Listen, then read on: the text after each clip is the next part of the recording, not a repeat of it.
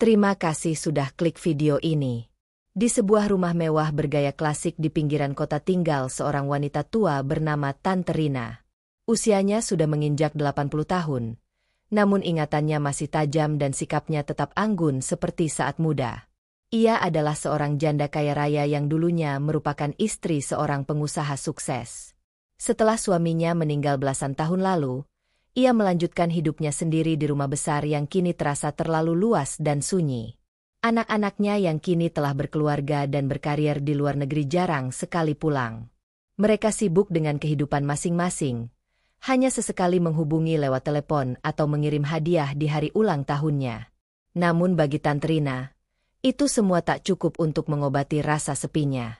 Meski dikelilingi oleh kemewahan, perhiasan mahal, dan lukisan-lukisan indah yang tergantung di setiap sudut rumahnya, ada satu hal yang tak bisa dibeli dengan uang, yaitu kehangatan keluarga.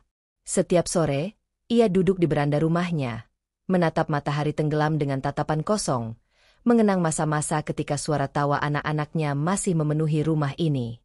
Hari-hari Tante Rina selalu terasa sama. Bangun pagi, membaca koran, menikmati secangkir teh, lalu menghabiskan waktu dengan duduk di teras rumah sambil mengenang masa lalu. Namun sore itu rasa jenuh melandanya lebih kuat dari biasanya. Ia merasa bosan dengan rutinitas yang itu-itu saja. Tanpa berpikir panjang, ia memutuskan untuk keluar rumah mengenakan gaun sederhana berwarna pastel dan tas tangan kulit yang sudah lama tak ia gunakan.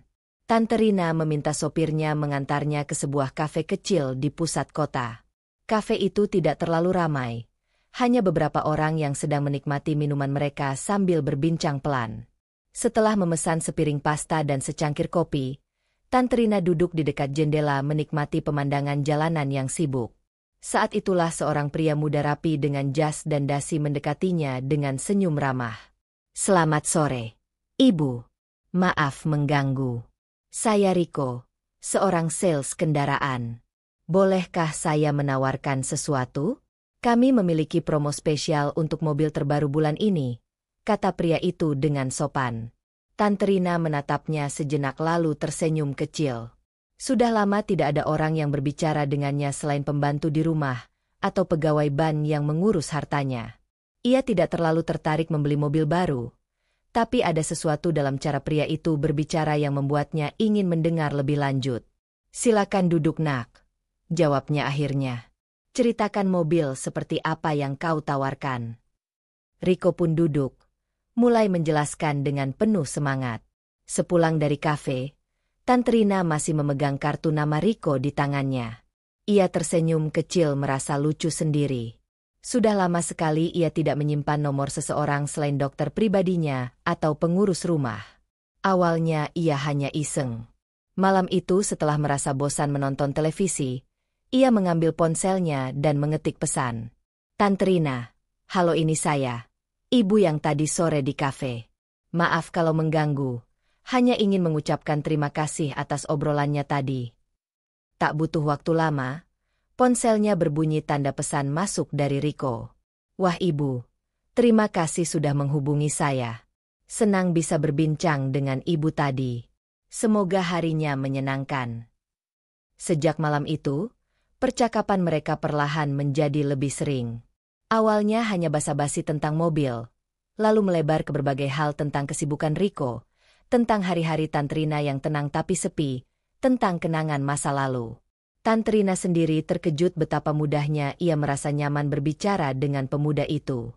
Riko pun tak menyangka obrolannya dengan seorang wanita tua justru memberinya banyak pelajaran hidup. Hingga suatu hari tanpa sadar, Tante Rina mengirim pesan yang berbeda dari biasanya. "Tante Rina, Riko, kalau kau punya waktu, maukah kau menemaniku makan sore lagi? Aku rasa aku butuh seorang teman untuk berbincang." Hari itu, Riko menerima pesan dari Tante Rina.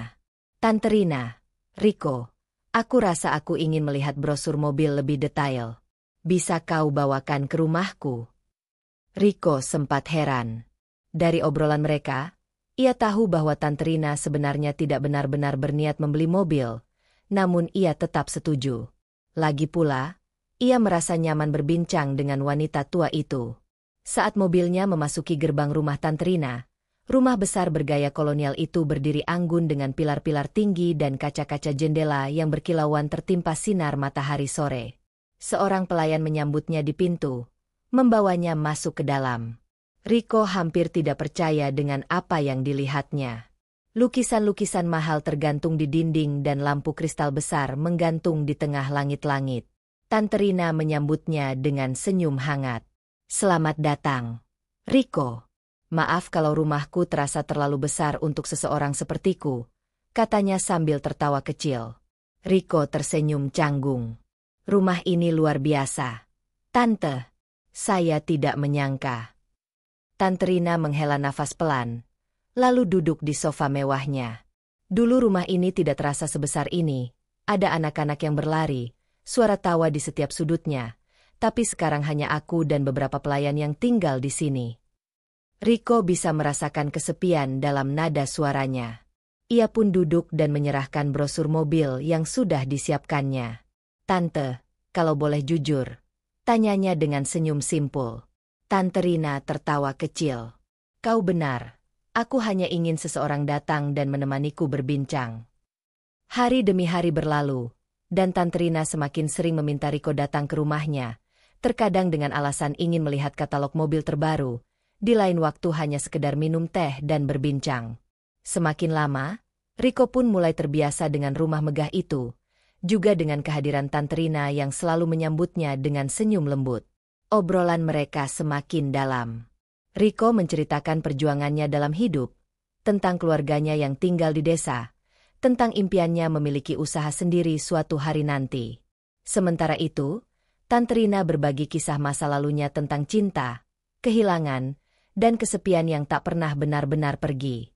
Hingga suatu sore, saat mereka sedang duduk di taman belakang rumah yang dipenuhi bunga mawar, Tante Rina tiba-tiba berkata dengan suara pelan hampir berbisik, "Rico, aku tahu ini mungkin terdengar gila, tapi kau adalah satu-satunya orang yang membuatku merasa hidup lagi." Rico menatapnya terkejut. "Aku menyayangimu," kata itu akhirnya meluncur dari bibirnya dengan mata berkaca-kaca. "Aku tahu kau jauh lebih muda. Aku tahu dunia mungkin akan menghakimi, tapi aku tidak peduli." Hening. Hanya suara burung dan angin sore yang berbisik di antara mereka. Tante Rina menundukkan kepala, bersiap menerima penolakan, namun yang terjadi justru sebaliknya. Rico meraih tangannya perlahan, menggenggamnya dengan lembut. "Tante, sejak pertama kali kita berbicara, aku merasa ada sesuatu yang berbeda. Aku nyaman. Aku senang berada di dekat Tante. Aku tidak tahu ini cinta atau bukan, tapi aku juga tidak ingin kehilangan Tante." Tante Rina menatapnya tak percaya. Hatinya berdebar seperti seorang gadis muda yang baru jatuh cinta untuk pertama kali. Pagi itu, Rico menerima pesan dari Tante Rina. "Tante Rina, Rico, bisakah kau datang ke rumah? Aku ingin melihat-lihat brosur mobil lagi. Mungkin kali ini aku benar-benar ingin membeli satu." Rico tersenyum membaca pesan itu. Ia sudah terbiasa dengan permintaan Tante Rina yang terkadang hanya alasan untuk mengundangnya ke rumah. Namun ia tetap menurut. Lagi pula, ia merasa nyaman menghabiskan waktu dengan wanita itu. Setibanya di rumah mewah itu, seorang pelayan membukakan pintu dan membawanya langsung ke ruang tamu. Tante Rina sudah duduk di sofa dengan elegan, mengenakan gaun lembut berwarna biru pastel. Di depannya ada setumpuk uang tunai dan sebuah pulpen di atas meja marmer. Rico mengerut heran. "Tante, ini apa?" Tante Rina tersenyum misterius. "Aku sudah memilih mobil yang aku inginkan," katanya sambil menunjuk salah satu brosur yang Rico bawa. "Aku ingin membayarnya sekarang cash." Mobil yang dipilih Tante Rina adalah salah satu model mewah dengan harga fantastis. Biasanya pembelian mobil semahal itu dilakukan melalui transfer atau leasing, tapi Tante Rina justru ingin membayar langsung dengan uang tunai. "Tante, ini jumlah yang sangat besar. Biasanya pembayaran seperti ini dilakukan di dealer, bukan di rumah," kata Rico masih tak percaya. Tante Rina tertawa kecil. "Aku punya cara sendiri dalam melakukan sesuatu. Sekarang cepat, proseskan pembeliannya." Dengan setengah ragu, Rico akhirnya menghubungi kantornya untuk mengatur pembayaran. Semua berjalan dengan cepat karena status Tante Rina sebagai pelanggan prioritas. Setelah urusan administrasi selesai, Riko menghela nafas lega. Baik Tante, mobilnya akan dikirim dalam beberapa hari. Namun Tante Rina hanya tersenyum dan berkata, mobil itu bukan untukku, Riko. Riko menatapnya bingung. Maksud Tante? Tante Rina meraih tangannya, menggenggamnya lembut. Itu untukmu, Riko, sebagai hadiah. Jantung Riko berdegup kencang. Tante, ini tidak mungkin. Aku tidak bisa menerima ini. Kenapa tidak? Tante Rina menatapnya penuh kasih. Kau selalu ada untukku. Kau membawakan kebahagiaan yang sudah lama hilang dalam hidupku. Aku ingin memanjakanmu seperti kau telah memanjakan hatiku dengan perhatianmu. Riko tak bisa berkata-kata, antara terkejut, bingung, dan terharu. Tante Rina tersenyum lembut. Kalau kau benar-benar peduli padaku, jangan tolak hadiah ini, anggap saja ini sebagai tanda terima kasihku. Akhirnya setelah beberapa saat, Riko mengangguk pelan. Baik Tante, aku akan menerimanya, karena aku tahu ini berarti banyak untuk Tante. Tante Rina tersenyum bahagia. Untuk pertama kalinya dalam waktu yang lama, ia merasa tidak lagi sendiri. Ia menemukan seseorang yang tidak hanya menginginkan hartanya, tetapi juga benar-benar peduli padanya. Bagi Riko, hari itu bukan hanya tentang mendapatkan mobil mewah, tetapi tentang sebuah hubungan yang semakin dalam, melampaui batas usia dan status. Setelah memberikan mobil mewah sebagai hadiah, Tante Rina belum selesai dengan kejutan-kejutannya. Esok paginya, Riko kembali menerima pesan dari wanita itu. Tante Rina, Riko, hari ini aku ingin pergi ke pusat perbelanjaan. Temani aku ya. Aku ingin membelikan beberapa barang untukmu. Riko tersenyum kecil. Ia sudah tahu bahwa setiap kali Tante Rina ingin melakukan sesuatu, pasti ada kejutan yang menunggu. Namun ia tetap tidak menyangka seberapa besar kejutan yang akan diterimanya hari itu. Saat Riko tiba di rumah mewah Tante Rina, ia langsung disambut dengan meja panjang yang penuh dengan tumpukan uang tunai. Matanya melebar melihat jumlah yang begitu besar. Tante, ini untuk apa? Tanyanya dengan nada terkejut. Tante Rina tersenyum lembut. Untuk keluargamu. Riko, aku ingin mereka hidup lebih baik. Aku tahu kau bekerja keras untuk membantu mereka, jadi biarkan aku sedikit meringankan bebanmu. Riko menelan ludah. Hatinya bergetar. Tante, ini terlalu banyak. Aku tidak bisa menerima ini begitu saja. Tante Rina bangkit dari duduknya, mendekat dan menggenggam tangan Riko dengan lembut. Aku sudah bilang sebelumnya, aku ingin memanjakanmu. Aku sudah terlalu lama hidup sendiri dengan harta yang tak ada habisnya, sementara orang-orang yang benar-benar aku sayangi berada jauh dariku. Jadi biarkan aku melakukan sesuatu untuk seseorang yang berarti dalam hidupku. Riko merasakan ketulusan dalam suara Tante Rina. Dengan berat hati, ia akhirnya mengangguk. Baik Tante, aku akan menerimanya, tapi dengan satu syarat. Apa itu? Aku ingin bekerja keras dan membalas semua ini suatu hari nanti. Aku tidak mau hanya menjadi seseorang yang menerima tanpa bisa memberikan kembali. Tante Rina tersenyum penuh arti. Aku tidak meminta balasan apapun. Nak, cukup tetap berada di sampingku. Itu sudah lebih dari cukup. Siang harinya, mereka berangkat ke salah satu pusat perbelanjaan paling mewah di kota. Begitu tiba, Tante Rina langsung menggandeng Riko memasuki butik-butik eksklusif. Pilih semua yang kau suka, katanya dengan senyum penuh semangat. Riko menggeleng merasa canggung. Tante, aku benar-benar tidak butuh banyak barang. Aku sudah cukup dengan apa yang aku punya. Namun Tante Rina hanya tertawa kecil. Aku tahu kau bukan orang yang matre, Riko. Justru karena itu, aku semakin ingin membelikan sesuatu untukmu. Ayo, jangan buat aku kecewa. Akhirnya, Riko menurut. Tante Rina membelikannya setelan jas mahal, sepatu kulit terbaik, jam tangan mewah, hingga parfum kelas atas. Tak hanya itu, Tante Rina juga membelikannya gadget terbaru, laptop, bahkan sebuah koper berisi pakaian eksklusif untuk berbagai kesempatan. Di dalam toko, para pegawai butik bahkan sampai terheran-heran melihat seorang wanita tua memborong begitu banyak barang untuk seorang pria muda. Namun Tante Rina tidak peduli. Baginya uang bukan masalah. Yang penting adalah melihat Riko bahagia. Saat mereka selesai berbelanja, Riko membawa begitu banyak kantong belanjaan hingga nyaris tak bisa membawanya sendiri. Ia menatap Tante Rina dengan campuran rasa terima kasih dan kebingungan. "Tante, aku benar-benar tidak tahu harus berkata apa lagi." Tante Rina tersenyum puas. "Cukup katakan bahwa kau senang. Itu sudah cukup untukku." Tante Rina mungkin memiliki segalanya dalam hidupnya. Uang, rumah mewah, dan kemewahan lainnya. Tetapi yang sebenarnya ia butuhkan hanyalah seseorang yang bisa membuatnya merasa dicintai dan tidak sendiri. Dan Riko tanpa ia sadari, telah menjadi orang itu. Hari itu menjadi salah satu hari paling bersejarah dalam hidup Riko dan Tante Rina. Setelah semua perhatian dan kasih sayang yang ditunjukkan oleh wanita itu, akhirnya Riko mengambil keputusan besar. Ia bersedia mendampingi Tante Rina di taman belakang rumah megahnya, di bawah cahaya senja yang mulai redup. Riko menatap wanita yang telah mengubah hidupnya. "Tante, aku tidak tahu apakah aku pantas untuk ini, tapi satu hal yang aku tahu, aku ingin selalu ada untuk Tante. Aku ingin melihat Tante bahagia, seperti Tante telah membuatku merasa dihargai." Mata Tante Rina berbinar penuh haru.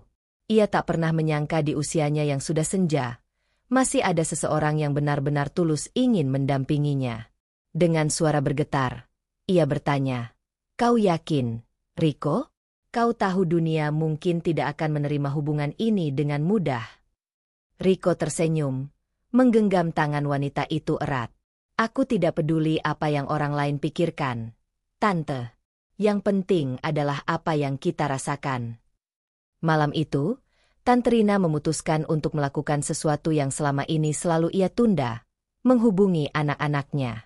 Dengan tangan sedikit gemetar, Tante Rina menekan nomor anak sulungnya, Adrian. Sudah lama ia tidak berbicara dengan anak-anaknya secara mendalam, dan kali ini ia harus mengatakan sesuatu yang mungkin akan mengejutkan mereka. "Adrian, ibu ingin bicara." Suara di seberang terdengar hangat tapi juga sedikit ragu. "Ibu, ada apa-apa?" "Ibu baik-baik saja." Tante Rina menarik nafas dalam. Ibu ingin mengenalkan seseorang. Ibu ingin dia mendampingi ibu di hari-hari ke depan. Hening sejenak, lalu suara Adrian terdengar lebih serius. "Ibu, maksud ibu sebagai apa-apa? Ibu yakin dia tidak hanya memanfaatkan ibu?" Tante Rina sudah menduga pertanyaan itu akan muncul. Dengan tenang ia menjawab, "Ibu tahu apa yang ibu lakukan, Nak. Riko bukan seperti yang kau pikirkan. Dia sudah ada di sisi ibu saat ibu merasa paling sendiri. Dia tidak meminta apapun, tapi ibu yang memilih untuk memberinya sesuatu, karena ibu ingin melihatnya bahagia juga." Beberapa saat tak ada jawaban, lalu Adrian berkata, "Ibu, kami hanya takut ada orang yang ingin memanfaatkan ibu. Tapi kalau itu membuat ibu bahagia, aku dan saudara-saudaraku tidak akan menentangnya." Tante Rina tersenyum haru. "Terima kasih, Nak. Itu yang ibu harapkan dari kalian." Malam itu, ia juga berbicara dengan anak-anaknya yang lain. Meskipun awalnya mereka khawatir, pada akhirnya mereka semua setuju. Jika Riko memang membuat ibu mereka bahagia, maka mereka tidak akan menentangnya. Setelah mendapatkan restu dari anak-anak Tante Rina, kini giliran Riko yang merasa harus meminta restu dari orang tuanya. Meskipun ia sudah yakin dengan keputusannya, ia tahu bahwa keluarganya juga berhak tahu tentang hubungannya dengan Tante Rina. Hari itu, Riko pulang ke kampung halamannya. Ia membawa serta mobil mewah yang diberikan oleh Tante Rina, sesuatu yang membuat keluarganya semakin kagum dan terharu. Setibanya di rumah, ia disambut oleh kedua orang tuanya dengan penuh kehangatan. "Ibu, Ayah, ada sesuatu yang ingin aku bicarakan," kata Riko dengan suara serius. Ibunya, yang sejak awal sudah merasa ada sesuatu yang berbeda dengan anaknya, menatapnya penuh perhatian. "Aku ingin meminta restu." Aku ingin mendampingi seseorang yang selama ini sudah banyak berbuat baik untukku dan keluarga kita. Tante Rina, dia bukan hanya membantuku, tapi juga membantu kita semua. Sang ibu menatap Riko dengan lembut, sementara ayahnya mengangguk pelan. Nak, kami sudah lama tahu bahwa dia bukan orang biasa dalam hidupmu, kata sang ayah. Sejak kau mulai sering menyebut namanya, sejak kau pulang membawa rezeki yang begitu besar untuk keluarga ini, kami sudah tahu bahwa dia bukan hanya sekedar teman bagimu. Riko mengangguk. Aku tahu ini mungkin bukan hal yang biasa. Dia jauh lebih tua dariku, dan orang-orang mungkin akan berbicara. Tapi aku tidak peduli. Ayah, ibu, aku hanya ingin melihatnya bahagia, seperti dia telah membuat kita semua bahagia. Sang ibu tersenyum dan meraih tangan anaknya. Nak, kami tidak peduli dengan usia atau statusnya. Yang kami lihat adalah bagaimana dia mencintaimu dan menghargai keluargamu.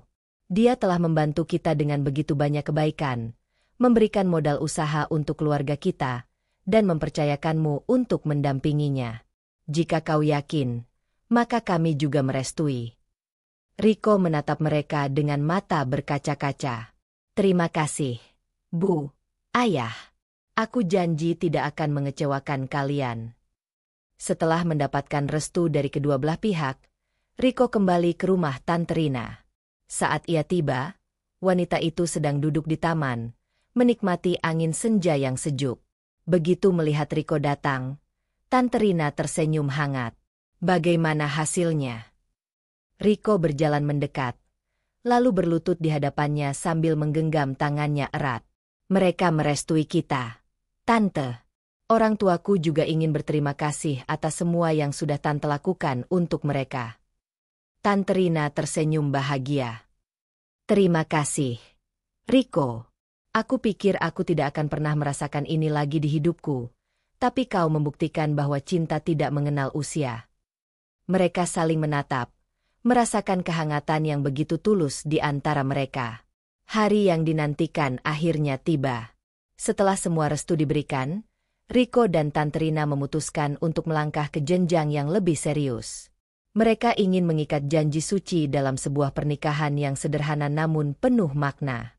Alih-alih menggelar pesta mewah, Tante Rina memilih untuk menikah dengan cara yang lebih intim, hanya dihadiri oleh keluarga Riko dan sebagian anaknya yang bisa pulang. Di sebuah rumah sederhana milik keluarga Riko, acara pernikahan berlangsung dengan penuh kehangatan. Ibu Riko, yang sejak awal telah menerima hubungan mereka dengan tulus, menyambut Tante Rina layaknya keluarga sendiri. Tante Rina tampil anggun dengan kebaya berwarna lembut, sementara Riko mengenakan setelan jas sederhana yang membuatnya terlihat semakin dewasa. Mereka duduk bersanding di depan penghulu dengan wajah penuh ketenangan dan keyakinan. Saat ijab kabul diucapkan, suasana menjadi hening.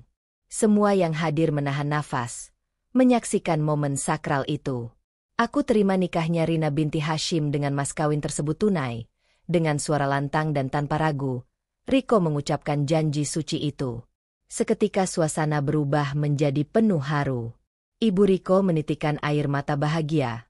Begitu juga dengan beberapa anak Tante Rina yang hadir. Setelah akad selesai, Tante Rina menatap Riko dengan mata berkaca-kaca. Riko menggenggam tangannya erat dan berkata, "Dan aku akan selalu ada di sampingmu, dalam suka maupun duka." Tibalah malam pertama. Riko sangat-sangat grogi. Malam itu, Tante Rina menghampirinya. Dia juga begitu canggung, tak tahu apa yang harus dilakukan.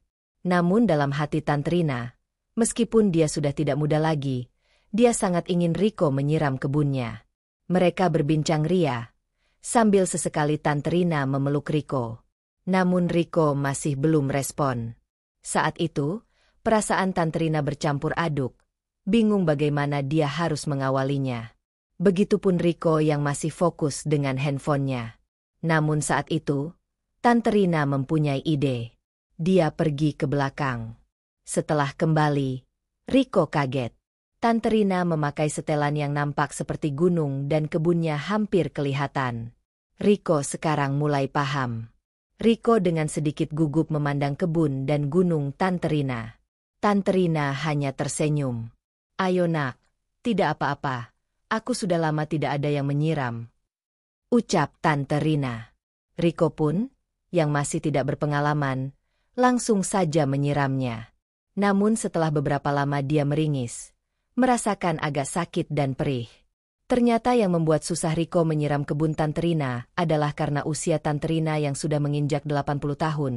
Sawahnya yang sudah lama sekali tidak terawat sama sekali sehingga kering kerontang. Riko harus berpikir keras untuk membuat sawah Tante Rina lembab dan licin. Riko dengan idenya membasahi kebun Tante Rina dengan banyak. Bahkan dia meraba saluran air yang menghambat. Setelah Riko yakin sawah Tante Rina sudah lembab dan licin, dia lalu menyiramnya. Dia tersenyum tipis. Nah, kalau begini kan sudah tidak susah lagi. Tante Rina hanya tersenyum. Setelah berjuang cukup lama dan menguras banyak tenaga, akhirnya setelah sekian lama kebun Tante Rina kering, sekarang meskipun masih belum bisa full, namun sekarang sudah bisa disiram. Tante Rina tersenyum bahagia. Begitupun Riko. Hampir 3 jam malam itu Riko berjuang menyiram kebun Tante Rina. Mungkin karena olinya sudah lama tidak diganti. Hehehe. Setelah pernikahan itu, kehidupan mereka berjalan dengan penuh ketenangan. Riko tetap bekerja seperti biasa, sementara Tante Rina mulai menemukan kebahagiaan yang sesungguhnya, bukan dari harta, tetapi dari kebersamaan dengan seseorang yang benar-benar mencintainya. Hubungan mereka yang awalnya penuh keraguan kini menjadi bukti bahwa cinta sejati tidak mengenal usia, status, atau perkataan orang lain. Anak-anak Tante Rina yang awalnya ragu pun akhirnya menerima Riko sebagai bagian dari keluarga. Dan di balik semua kemewahan yang pernah dimiliki Tante Rina, satu hal yang akhirnya ia sadari, cinta yang tulus adalah hal paling berharga dalam hidup, sesuatu yang tidak bisa dibeli dengan uang. Kini ia tidak lagi merasa sendiri. Ia memiliki seseorang yang akan selalu ada di sisinya, bukan karena harta, tetapi karena cinta yang sesungguhnya. Begitulah ending dari kisah ini. Terima kasih buat kalian yang selalu mendukung channel ini. Jangan lupa like, komen, subscribe. Terima kasih.